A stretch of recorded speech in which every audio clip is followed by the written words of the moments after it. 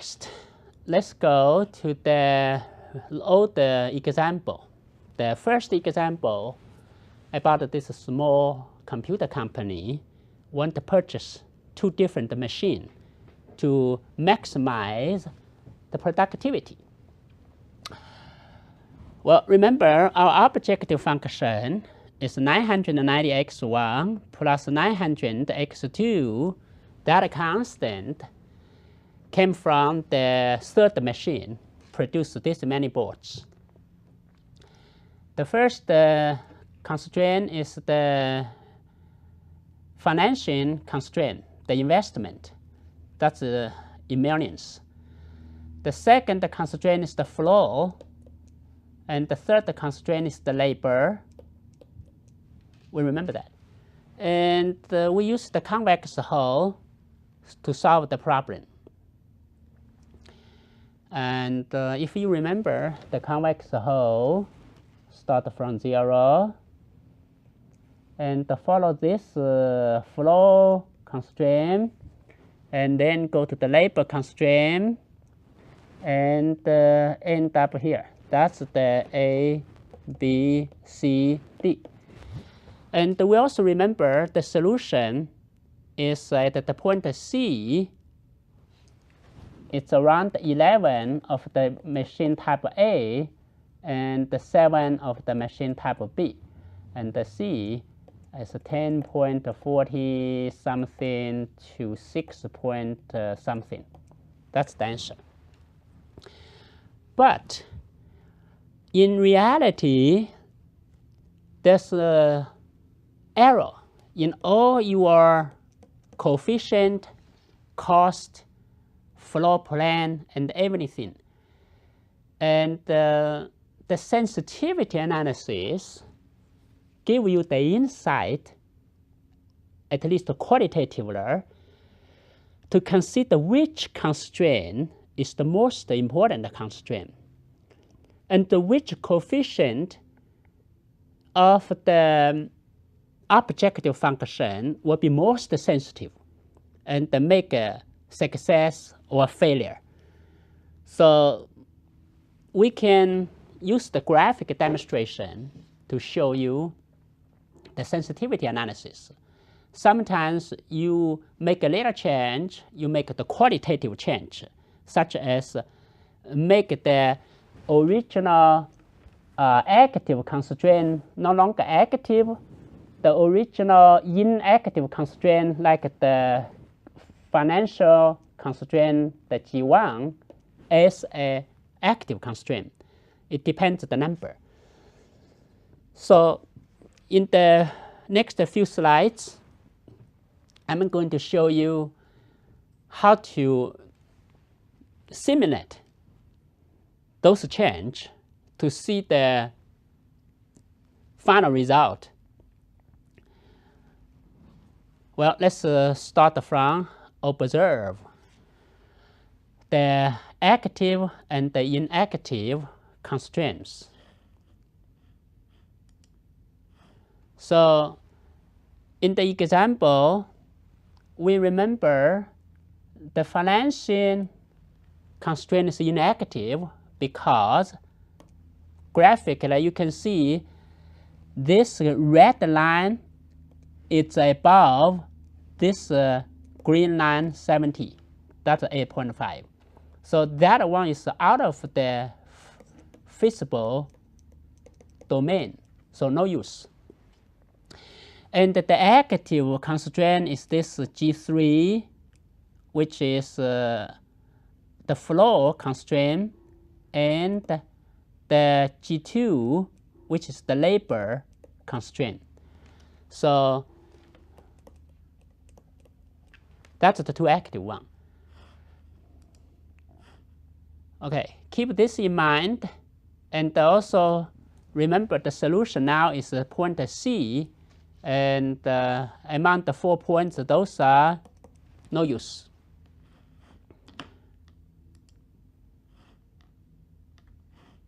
Okay, what's next? Let's try to look at the coefficients of the objective function. That is the number, like the productivity of machine type A make 990 per day. And we can change 10%, 20%, as we did in the population research of the Leslie and the life coverage matrix. But we can also change it dramatically from 990 to 19 at 1,000, and or go to 200 to see what's going on. Well, then you're going to change the slope if you do those kind of change. The first thing, if I change this blue line, the blue line is the objective function. The original curve, this one, is the slope, is approximately -1.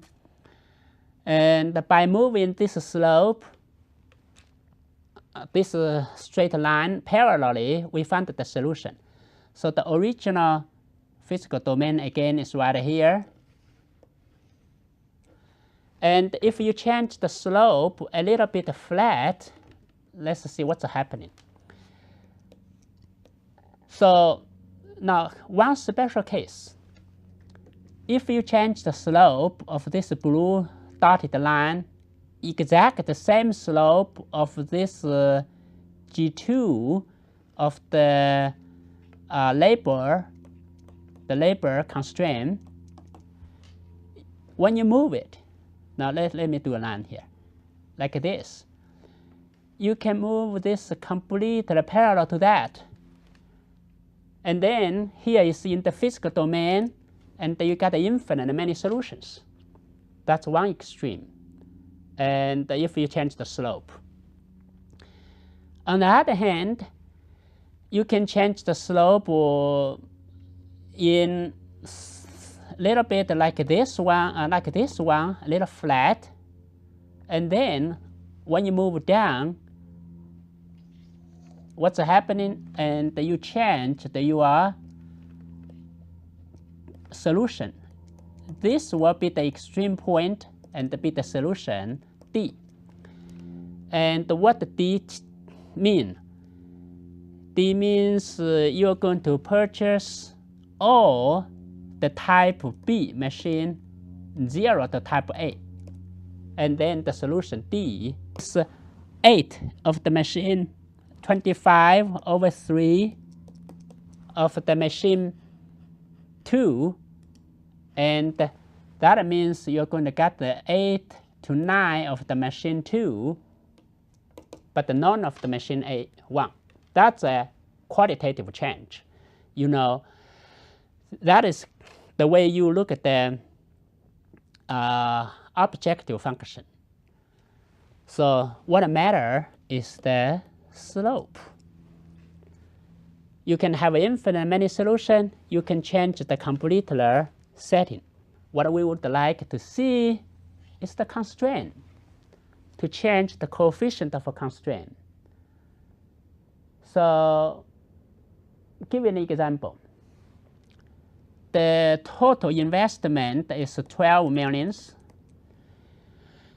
If you change to 10 millions, what's happening? And then this first G1 will be less than 6.5 instead of 8.5. Once you change to 6.5, let's observe the graph. Okay, here you go. So originally, this is outside, it's inactive, because this 8.5 line is always above the second line. This is the G1, it's always about the G2. But once you change to 6.5, you get the second green line. When you get the second green line, this line is above this red line here, which is the labor constraint. Now the G1 is inside.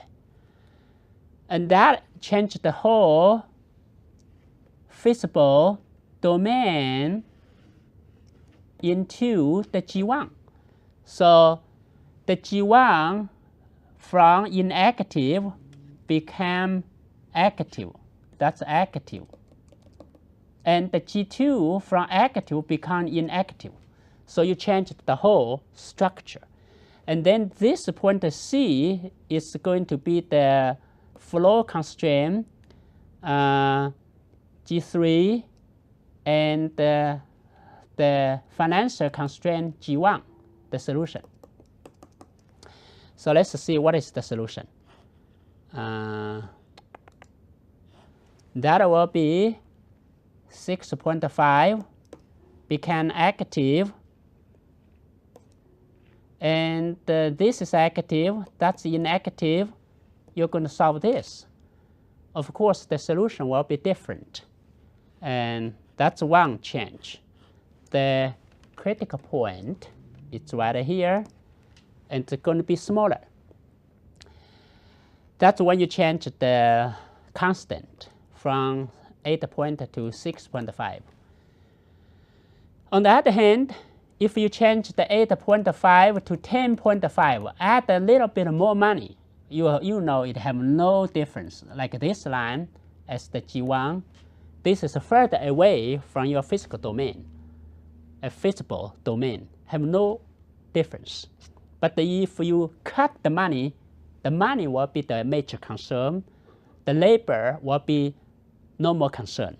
So that's the qualitative change you need to identify. What other change we can think? You can change the coefficient.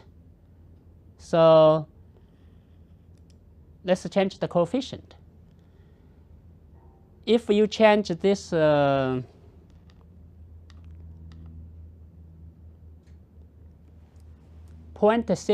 to 0.4 to 0.6, but the A11, and then it also could make this be active. Now let's look at one more time. If I change the coefficient, the both be 0.6x plus 0.6y equal 8.5, and you are going to move this line to inside and cut this one in here. Well, you need to plot another graph to see it, and then you also change the physical domain. That's a critical change, and will affect your purchase decision. The bottom line is you need the time, change a little, and observe a little to see what is effective change, what is not effective change. Now, the second example, if I change this slope, now the solution will be you purchase about 10 of the first, 5 of the second, instead of the original 11, let me think, of the first, 7 of the second, because it's more expensive here, the second type. Of course, common sense. If you raise up the price, I'm going to purchase less, for sure, because it costs me more. And also because the financial constraint is active.